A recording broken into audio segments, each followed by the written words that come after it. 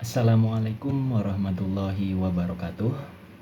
Perkenalkan, saya Muhammad Ilham Muslihan dari jurusan Hukum Ekonomi Syariah pada Fakultas Syariah dan Hukum UIN Syarif Hidayatullah, akan memaparkan materi terkait kode etik profesi hukum pada mata kuliah Etika dan Profesi Hukum yang diampu oleh Prof. Kamarusdiana.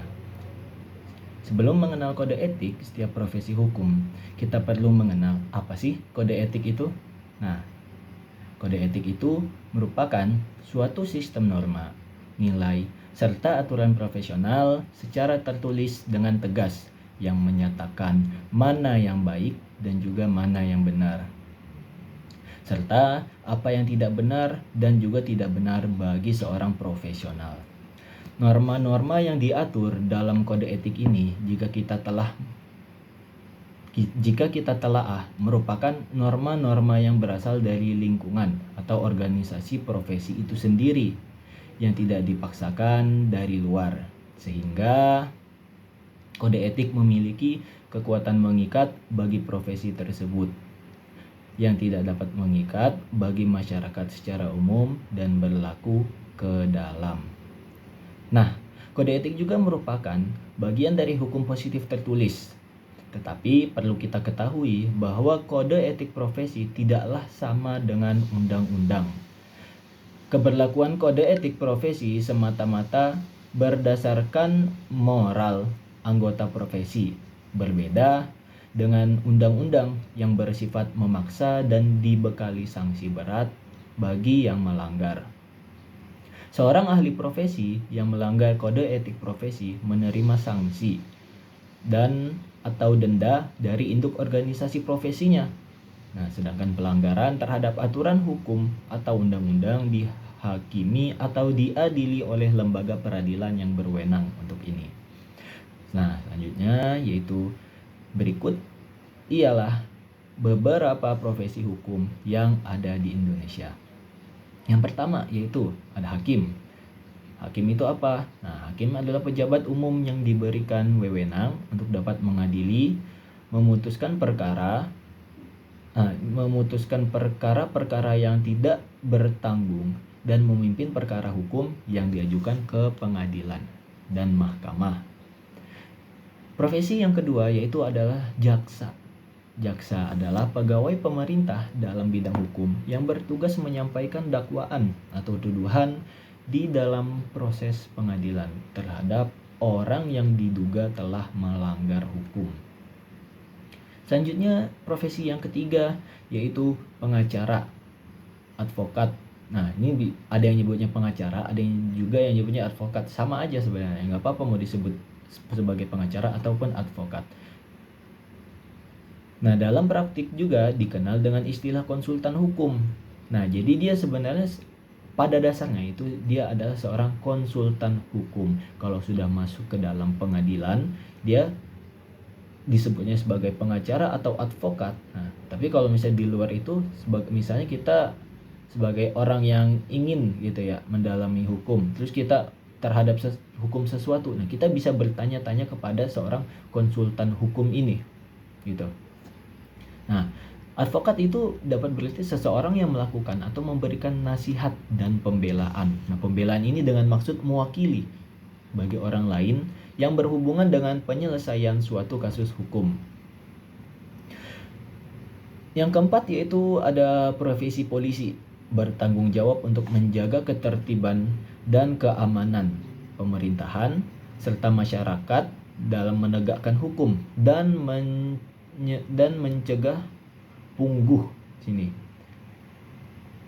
menyeleksi serta melakukan penyelidikan aktivitas kriminal, hukum pidana, dan perdata.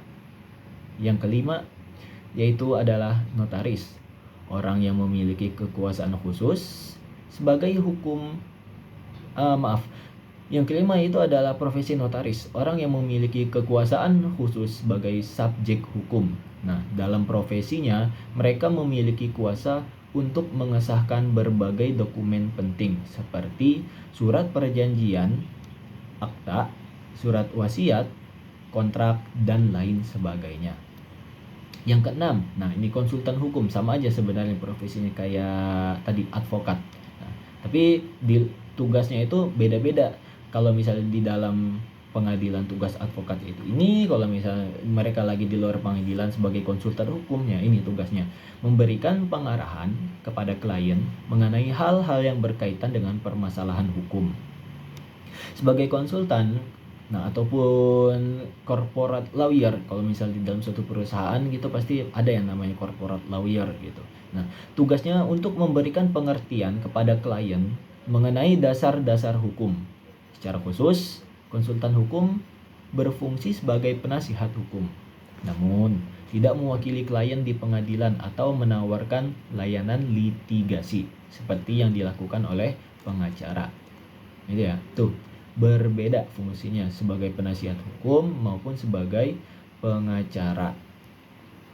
Nah, profesi yang ketujuh yaitu ada mediator sebagai pihak netral yang membantu para pihak dalam proses perundingan guna mencari, memutus, atau memaksakan sebuah penyelesaian. Yang kedelapan yaitu dosen hukum. Nah, yaitu seorang tenaga profesional yang bekerja sebagai tenaga pengajar pada sebuah lembaga atau instansi. Namun, secara spesifik, dosen hukum merupakan orang yang mempunyai kapasitas secara khusus untuk mengajar mengenai ilmu hukum. Yang kesembilan yaitu peneliti hukum. Ini yang terakhir nih. Peneliti yang dapat mengidentifikasi sekaligus menjawab akar masalah atas suatu persoalan atau fenomena untuk kemudian dapat memberi suatu saran atau rekomendasi perbaikan dalam suatu bidang hukum. Selanjutnya masuk ke pemaparan profesi hukum yang pertama terkait kode etik, yaitu yang pertama dimulai dengan kode etik hakim. Kode etik profesi hakim merupakan pedoman bagi hakim Indonesia dalam menjalankan tugas profesinya untuk mewujudkan keadilan dan kebenaran dalam pergaulan. Nah, sebagai anggota masyarakat yang harus dapat memberikan contoh dan teladan dalam kepatuhan serta ketaatan kepada hukum. Kode etik hakim adalah seperangkat norma etik bagi hakim dalam pelaksanaan tugas dan fungsi serta menerima, memeriksa, mengadili, dan menyelesaikan sebuah perkara. Kode etik turut membuat norma-norma etik bagi hakim dalam tata pergaulan di dalam dan di luar instansi. Saat hakim menjalankan tugasnya, dibatasi oleh norma hukum yang berlaku serta harus dipatuhi sesuai ketentuan etika profesi yang terdapat dalam kode etik profesi hakim. Setiap hakim juga mempunyai pegangan tingkah laku yang harus dipedomaninya, yang mana merupakan nilai yang terkandung dalam kode etik dan pedoman perilaku hakim. Nah, prinsip-prinsip dasar kode etik dan pedoman perilaku hakim berdasarkan kode etik hakim. Nah, pada awalnya yaitu pada Undang-Undang Nomor 18 Tahun 2011 tentang perubahan atas Undang-Undang Nomor 22 Tahun 2004 tentang KY. Ini dasar hukum sebagai kode etik hakim. Nah, diimplementasikan dalam 8 aturan perilaku. Apa aja 8 aturan perilaku? Yang pertama, hakim harus berperilaku adil. Yang kedua, hakim harus berperilaku jujur. Yang ketiga, hakim harus berperilaku arif dan bijaksana. Yang keempat, hakim harus bersikap mandiri. Yang kelima, hakim harus berintegritas tinggi. Yang keenam, hakim harus bertanggung jawab. Yang ketujuh, hakim harus menjunjung tinggi harga diri. Dan yang terakhir, hakim harus berdisiplin tinggi. Baik, selanjutnya yaitu adalah Banglor Principle. Nah, Banglor Principle ini disusun oleh para hakim dari berbagai negara dunia. Ibaratnya sebelum kita mengimplementasikan beberapa kode etik hakim, nah mereka sudah terlebih dahulu menjadikan hal ini sebagai kode etik hakim secara internasional yang disahkan pada tahun 2002. Nah, Yang pertama yaitu sebagai seorang hakim, mereka harus memiliki nilai kemandirian. Nah, prinsip kemandirian ini adalah syarat utama bagi ditegakkannya aturan hukum dan jaminan dasar atas pengadilan yang adil. Nah, oleh karena itu, seorang hakim harus menegakkan dan memberi contoh atas kemandirian, baik secara perorangan maupun secara kelembagaan. Nilai yang kedua yaitu tidak memihak. Prinsip sikap tidak memihak adalah sangat penting bagi diputuskannya perkara pengadilan secara baik. Hal itu berlaku tidak saja pada keputusan itu sendiri, namun juga pada proses diputuskannya sebuah perkara. Nilai yang ketiga yaitu integritas.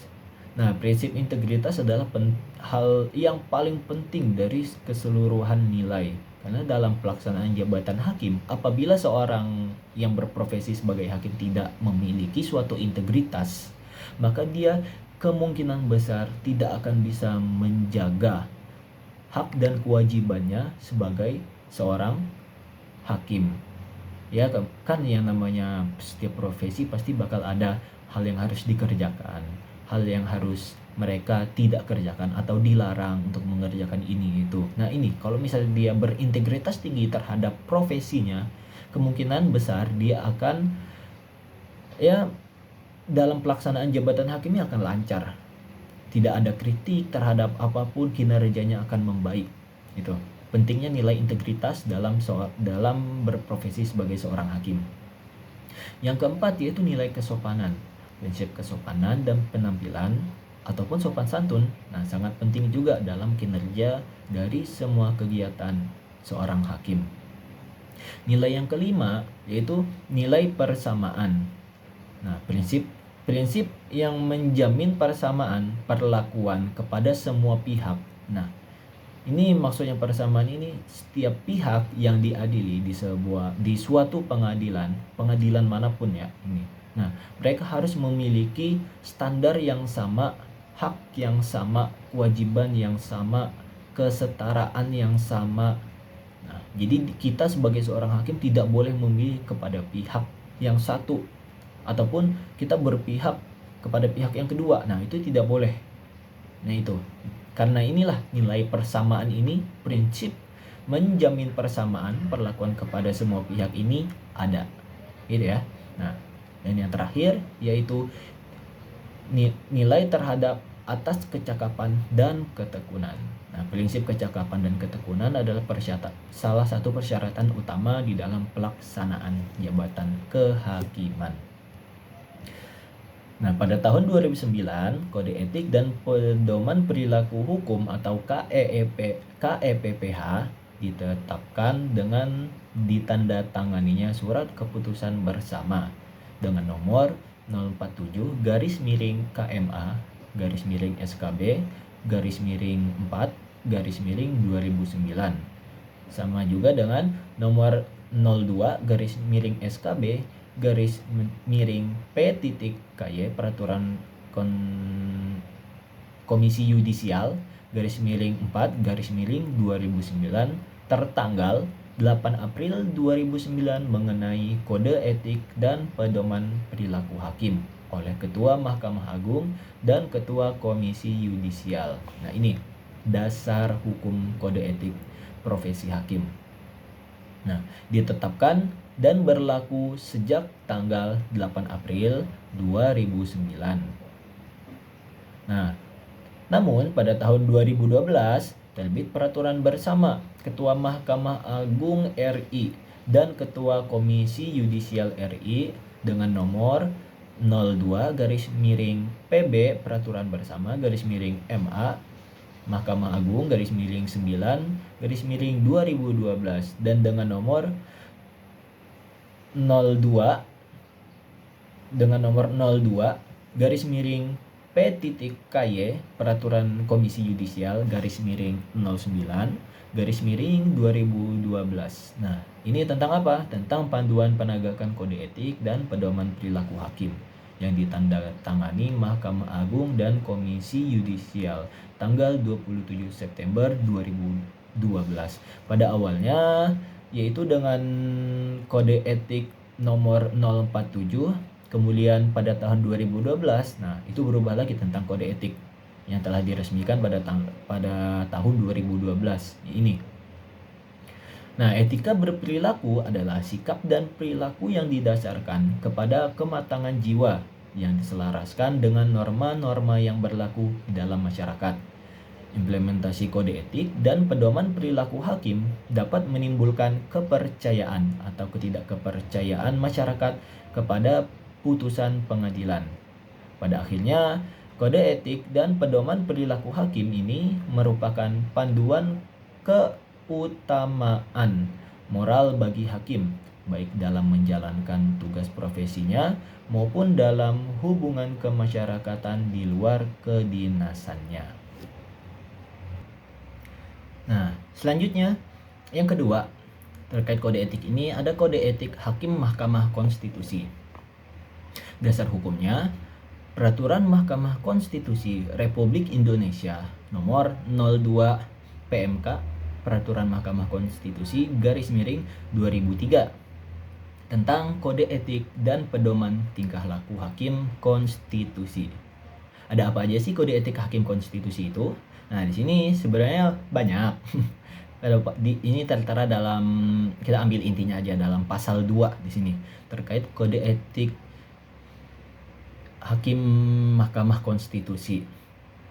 Nah, yang pertama yaitu menjunjung tinggi dan mematuhi sumpah jabatan yang telah diucapkan serta melakukan tugas dengan jujur dan adil, penuh pengabdian dan penuh rasa tanggung jawab kepada diri sendiri, masyarakat, bangsa, negara, dan Tuhan Yang Maha Esa. Yang kedua yaitu menjauhkan diri dari perbuatan tercela dan menjaga wibawa selaku negarawan, pengawal konstitusi yang bebas dari pengaruh manapun. Nah, di sini harusnya hakim Mahkamah Konstitusi itu bersifat independen gitu ya. Nih, arif dan bijaksana serta tidak memihak dalam menegakkan hukum dan keadilan. Tuh, seorang hakim konstitusi dilarang untuk imersial, bahasanya di sini imersial, memihak lah ya, seperti yang kita tahu di zaman sekarang hakim konstitusi kita seperti apa. Nah, gitu, harusnya dia independen, tidak bisa dipengaruhi oleh apapun gitu ya. Nih, salah satu kode etik hakim. Yang ketiga yaitu memperdalam dan memperluas penguasaan ilmu pengetahuan, khususnya yang berkaitan dengan tugas sebagai hakim konstitusi, untuk digunakan dalam proses penyelesaian perkara dengan setepat-tepatnya dan seadil-adilnya sesuai dengan kewenangan dan kewajiban yang diamanatkan oleh Undang-Undang Dasar Negara Republik Indonesia. Yang terakhir yaitu memelihara hubungan kerjasama, memupuk kesetiakawanan, menjaga martabat dan nama baik, serta saling menghargai dan mengingatkan antara sesama teman sejawat. Nah, sebenarnya kelihatan sedikit ya, cuman ada 4 gitu. Tapi sebenarnya hampir semua kode etik hakim ini, hakim MK, hakim MA gitu ya, mereka sebenarnya sama aja prinsip-prinsipnya atas dasar hal tersebut. Tapi ya yang seperti yang terjadi di lapangan, nggak semuanya bisa gitu ya untuk menjaga meskipun ini terhitung 7 itu sedikit apa banyak ya, saya juga nggak begitu tahu ya, tapi ini udah terbilang banyak untuk 7 dan itu berat untuk menjaga hal ini, terutama integritas diri sendiri gitu. Nah, selanjutnya yaitu yang ketiga ada kode etik jaksa. Dalam menjaga kewenangannya, jaksa memerlukan suatu tata laku, tata pikir, dan tata kerja yang memuat mengenali nilai dan norma sosial lainnya. Selain norma hukum, pembakuan terhadap nilai ini dilakukan dengan penerapan kode etik jaksa. Kode etik jaksa berguna untuk menjamin mutu profesi di dalam masyarakat. Kode etik jaksa merupakan regulasi mutlak yang dibuat oleh organisasi profesi jaksa yang akan berlaku pada diri jaksa itu sendiri, sehingga dalam penyusunannya dilakukan secara mandiri tanpa intervensi pihak lain. Nah, dalam menciptakan jaksa yang memiliki integritas kepribadian dan kedisiplinan yang tinggi ketika melakukan tugas penegakan hukum dalam rangka mewujudkan keadilan dan kebenaran, maka pemerintah Indonesia mengeluarkan Kode Perilaku Jaksa sebagaimana tertuang dalam Peraturan Jaksa Agung RI nomor Peraturan 14 garis miring A garis miring Jaks JA garis miring 11 garis miring 2012 tentang Kode Etik Jaksa. Nah, di dalam peraturan tersebut dituangkan hal yang harus dilakukan jaksa dalam menjalankan profesinya agar tidak keluar dari hakikat etika perilaku jaksa. Nah, di antaranya yang pertama yaitu berintegritas tinggi, yang kedua yaitu berperilaku adil dan jujur, yang ketiga bertanggung jawab dan berdisiplin tinggi, yang keempat yaitu berperilaku arif dan bijaksana. Yang pertama yaitu integritas tinggi. Nah, setiap jaksa harus memiliki integritas yang tinggi dalam menjalankan profesinya. Mereka dilarang memberikan atau menjanjikan sesuatu yang dapat memberikan keuntungan pribadi secara langsung maupun tidak langsung. Nah, bagi diri sendiri ataupun orang lain. Jadi nggak boleh kita tuh memberikan keuntungan buat orang-orang gitu ya, orang lain yang sedang berperkara. Kita juga nggak boleh memberikan keuntungan nih, misalnya kita dapat sebuah perkara nih dalam menegakkan perkara gitu. Nah, kita diminta berpihak kepada seseorang, biasanya begitu. Kalau misalnya dia nggak berintegritas tinggi, nah dia akan mencari keuntungan dengan mengikuti suatu pihak yang sedang berperkara nih terutama, gitu ya. Nah, melakukan pemufakatan secara melawan hukum dengan para pihak dalam yang terkait penanganan perkara. Yang kedua yaitu jaksa tidak diperbolehkan meminta atau menerima hadiah. Ini sama aja sih sebenarnya kayak yang pertama. Kita nggak boleh ngambil keuntungan ataupun ngambil hadiah dalam bentuk apapun dari siapapun yang memiliki kepentingan baik langsung maupun tidak langsung. Nah, biasanya dalam suatu perkara pasti akan memberikan suatu pihak keuntungan. Namun ada juga yang memberikan suatu pihaknya ini tapi tidak berkaitan dengan orang yang berperkara ini, tapi mereka menginginkan agar salah satu pihak, orang luar ini ya, menginginkan salah satu pihak itu menang. Nah, jadi dia ini memberikan suatu hadiah dalam bentuk apapun biasanya. Nah, ini itu nggak boleh sebenarnya ya. Nah, menangani perkara yang mempunyai kepentingan pribadi atau keluarga atau finansial secara langsung maupun tidak langsung. Mereka juga dilarang merekayasa fakta-fakta hukum dalam penanganan perkara.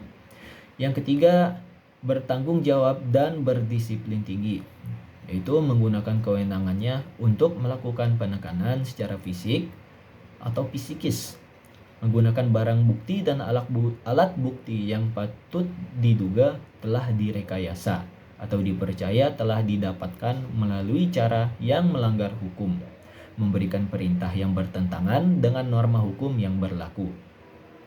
Yang terakhir yaitu profesionalisme jaksa penting untuk menunjukkan keberhasilan institusi lembaga kejaksaan. Hal ini semata-mata bertujuan untuk menjaga harkat dan martabat seorang jaksa, sekaligus untuk menjaga rasa percaya masyarakat terhadap aparat penegak hukum di Indonesia. Nah, kode etik inilah yang dapat menyeimbangkan dan memfilter hal buruk guna mengarahkan seorang profesional jaksa menuju tindakan yang sesuai moral, sehingga menciptakan jaksa yang memiliki integritas kepribadian dalam melaksanakan tugas penegakan hukum. Baik, selanjutnya yaitu kode etik yang keempat, yaitu terkait kode etik seorang advokat. Nah, advokat ini memberikan dan mendampingi bantuan hukum kepada kliennya pada saat pemeriksaan di kepolisian, kejaksaan, serta pengadilan. Ketika seorang berprofesi sebagai advokat, mereka harus menaati kode etik profesi mereka yang telah diatur dalam Kode Etik Advokat Indonesia yang telah disahkan oleh berbagai macam organisasi advokat yang ada di Indonesia tertanggal 23 Mei 2002. Nah, dari kode etik tersebut menerangkan berbagai macam bab di antaranya gitu ya. Tapi nggak saya sebutkan semuanya di sini. Ada bab 2 terkait kepribadian advokat. Pada pasal 3 menerangkan yang pertama, advokat dalam melakukan tugasnya tidak bertujuan semata-mata untuk memperoleh imbalan materi, tetapi lebih mengutamakan tegaknya hukum, kebenaran, dan keadilan. Yang kedua, advokat tidak dibenarkan untuk melakukan pekerjaan lain yang dapat merugikan kebebasan, derajat, dan martabat advokat. Yang ketiga, advokat harus senantiasa menjunjung tinggi profesi advokat sebagai profesi terhormat atau officium nobile. Nah, contoh selanjutnya itu terdapat pada bab 3, hubungan dengan klien, pasal 4, diantaranya menyebutkan advokat tidak dibenarkan menjamin kepada kliennya bahwa perkara yang ditanganinya akan menang. Advokat dalam menjalankan profesinya harus bersikap sopan terhadap semua pihak, namun wajib mempertahankan hak dan martabat advokat. Advokat juga dalam menangani perkara-perkara perdata harus mengutamakan penyelesaian dengan jalan yang damai. Wajib memegang rahasia jabatan tentang hal-hal yang diberitahukan oleh klien secara kepercayaan dan wajib tetap menjaga rahasia itu setelah berakhirnya hubungan antara advokat dan klien tersebut. Dan selanjutnya yaitu tentang bab 4, hubungan dengan teman sejawat. Terdapat pada pasal 5, diantaranya hubungan antara teman sejawat harus dilandasi sikap saling menghormati, saling menghargai, dan saling mempercayai. Selanjutnya bab 6, cara bertindak menangani perkara. Terdapat pada pasal 7, yaitu advokat dapat bebas mengeluarkan pernyataan-pernyataan atau pendapat yang dikemukakan dalam sidang pengadilan dalam rangka pembelaan dalam suatu perkara, karena hal tersebut merupakan tanggung jawabnya baik dalam sidang terbuka maupun sidang tertutup. Nah, mereka mengemukakan secara profesional dan tidak berlebihan, dan untuk itu imunitas hukum baik perdata maupun pidana. Selanjutnya yaitu bab 7, ketentuan lain tentang kode etik. Terdapat pada pasal 8, advokat tidak dibenarkan melalui media massa mencari publisitas bagi dirinya atau untuk menarik perhatian masyarakat mengenai tindakannya sebagai advokat ketika menangani perkara yang sedang atau telah ditanganinya, kecuali apabila keterangan yang ia berikan itu bertujuan untuk menegakkan prinsip-prinsip hukum yang wajib diperjuangkan oleh setiap advokat. Nah, sebenarnya dalam bab 7 ini udah banyak gitu ya yang menyalahgunakan. Enggak menyalahgunakan, nyerempet dikit aja gitu. Mereka mencari publisitas lah untuk dirinya sendiri, mencari ketenaran bahasa gampangnya. Selanjutnya yaitu ada kode etik notaris yang kelima. Nah, kode etik notaris pada dasarnya notaris sebagai pejabat umum yang diberikan kepercayaan harus berpegang teguh tidak hanya pada peraturan perundang-undangan saja, melainkan juga pada kode etik profesinya. Sebab tanpa adanya kode etik, harkat dan martabat dari profesi notaris akan hilang. Dengan demikian, pelanggaran dalam jabatan notaris dapat dikualifikasikan atas pelanggaran terhadap kode etik profesi dan pelanggaran terhadap undang-undang. Sedangkan pertanggungjawabannya adalah dalam bentuk ganti rugi, penjara, denda, atau secara administrasi pemberhentian dari jabatan. Nah, berdasarkan Undang-Undang Nomor 30 Tahun 2004 tentang Jabatan Notaris, sebagaimana telah diubah dengan Undang-Undang Nomor 2 Tahun 2014 tentang perubahan atas Undang-Undang Nomor 30. Nah, kewajiban notaris maupun orang lain selama yang bersangkutan menjalankan jabatan notaris antara lain, yang pertama, memiliki moral, akhlak, serta kepribadian yang baik. Yang kedua, menghormati dan menjunjung tinggi harkat dan martabat jabatan notaris. Yang ketiga, menjaga dan membela kehormatan perkumpulan. Yang keempat, berperilaku jujur, mandiri, tidak berpihak, amanah, seksama, penuh rasa tanggung jawab berdasarkan peraturan perundang-undangan dan isi sumpah jabatan notaris. Yang kelima, meningkatkan ilmu pengetahuan dan keahlian profesi yang telah dimiliki, tidak terbatas pada ilmu pengetahuan hukum dan kenotarisannya. Yang keenam, yaitu yang terakhir, mengutamakan pengabdian kepada kepentingan masyarakat dan negara. Itu. Kemudian notaris maupun orang lain selama yang bersangkutan menjalankan jabatan sebagai notaris dilarang melakukan mempunyai lebih dari satu kantor, baik kantor cabang maupun kantor perwakilan. Jadi mereka ini nggak boleh mempunyai dua cabang, salah satu di kota A, terus mereka itu pusatnya membangun cabang lagi di kota B. Wah, itu nggak boleh tuh notaris yang kayak begitu. Jadi mereka hanya boleh punya satu kantor aja, satu pusat gitu ya. Yang kedua yaitu memasang papan nama atau tulisan yang berbunyi notaris atau kantor notaris di luar lingkungan kantor. Nah, kebanyakan kalau misalnya kita lihat di jalan-jalan gitu ya, yang namanya notaris pasti mereka memasang pelang gitu ya. Notaris dengan kode ini. Maksud itu kalau tanda bahwa dia udah sah gitu ya sebagai seorang notaris. Nah, itu cuman boleh ada di depan kantor dia aja. Jadi kalau misalnya di luar kantor, misalnya dia mau naruh nih di depan sebuah sekolah, nah itu nggak boleh. Jadi dia bolehnya naruh papan kayak begitu cuma di depan kantor dia aja. Yang ketiga yaitu melakukan publikasi atau promosi diri, baik sendiri maupun secara bersama-sama dengan mencantumkan nama dan jabatannya. Menggunakan sama aja ya, kayak menggunakan sarana media cetak ataupun elektronik dalam bentuk iklan, ataupun ucapan selamat, ucapan bela sungkawa, ucapan terima kasih, kegiatan pemasaran, kegiatan sponsor baik dalam bidang sosial, keagamaan maupun olahraga. Yang keempat yaitu bekerja sama dengan biro jasa atau orang badan hukum yang pada hakikatnya bertindak sebagai perantara untuk mencari atau mendapatkan klien. Dan yang terakhir, menandatangani akta yang proses pembuatannya telah dipersiapkan oleh pihak lain. Tuh. Nah, selanjutnya yaitu kode etik yang terakhir, ada kode etik Polri. Kode etik Polri terbagi menjadi 4. Sini saya rangkum.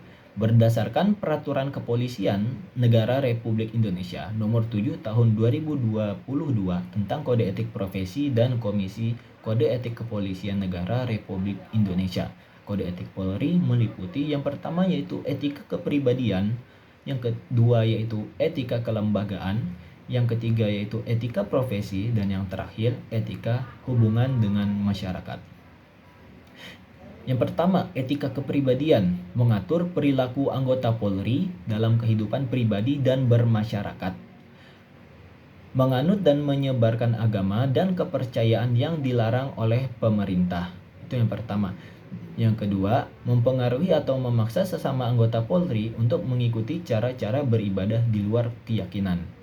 Yang ketiga, menampilkan sikap dan perilaku menghujat serta menista kesatuan atasan atau sesama anggota Polri. Dan yang terakhir, menjadi pengurus atau anggota lembaga swadaya masyarakat dan organisasi kemasyarakatan tanpa persetujuan dari pimpinan Polri. Yang kedua, etika kelembagaan, yaitu mengatur bagaimana perilaku anggota Polri dalam menjalankan tugas dan wewenangnya sebagai anggota Polri. Nah, seorang Polri itu harus melakukan di sini seorang anggota Polri itu tidak diperbolehkan menyuruh melakukan atau turut serta melakukan korupsi, kolusi, nepotisme atau gratifikasi. Yang kedua yaitu polisi tidak diperbolehkan mengambil keputusan yang bertentangan dengan ketentuan peraturan perundang-undangan karena pengaruh keluarga sesama anggota Polri atau pihak ketiga. Polri juga tidak diperbolehkan menyampaikan dan menyebarluaskan informasi yang tidak dapat dipertanggungjawabkan kebenarannya terkait institusi Polri atau pribadi anggota Polri kepada pihak lain. Mereka juga tidak diperbolehkan menghindar atau menolak perintah kedinasan dalam rangka pemeriksaan internal yang dilakukan oleh fungsi pengawasan terkait dengan laporan atau pengaduan masyarakat. Setiap polisi juga dilarang menyalahgunakan kewenangan dalam melaksanakan tugas kedinasan. Dilarang juga mengeluarkan tahanan tanpa perintah tertulis dari penyidik, atasan penyidik atau penuntut umum ataupun hakim yang berwenang. Mereka juga tidak diperbolehkan melaksanakan tugas tanpa perintah kedinasan dari pejabat yang berwenang, kecuali ditentukan lain dalam ketentuan peraturan perundang-undangan. Yang ketiga, etika profesi mengatur perilaku anggota Polri dalam menjalankan tugas dan fungsi profesi kepolisian. Mereka tidak diperbolehkan yang pertama, menganut dan menyebarkan agama dan kepercayaan yang dilarang oleh pemerintah. Yang kedua, mereka dilarang mempengaruhi atau memaksa sesama anggota Polri untuk mengikuti cara-cara beribadah di luar keyakinan. Yang ketiga, mereka dilarang untuk menampilkan sikap dan perilaku menghujat serta menista kesatuan atasan atau sesama anggota Polri. Yang keempat, mereka dilarang menjadi pengurus atau anggota lembaga swadaya masyarakat, organisasi kemasyarakatan tanpa persetujuan dari pimpinan Polri. Nah, yang terakhir, etika hubungan dengan masyarakat mengatur perilaku anggota Polri ketika berhubungan dengan masyarakat. Yang pertama, mereka dilarang untuk mengabaikan ataupun menolak permintaan pertolongan, bantuan ataupun laporan dan pengaduan dari masyarakat yang menjadi lingkup tugas fungsi dari kewenangannya. Yang kedua, mencari-cari kesalahan masyarakat yang bertentangan dengan ketentuan peraturan perundang-undangan. Yang ketiga, menyebarluaskan berita bohong, hoax, atau menyampaikan ketidakpatutan berita yang dapat meresahkan masyarakat. Yang keempat, mengeluarkan ucapan, isyarat, atau tindakan dengan maksud untuk mendapatkan imbalan atau keuntungan pribadi dalam memberikan pelayanan masyarakat.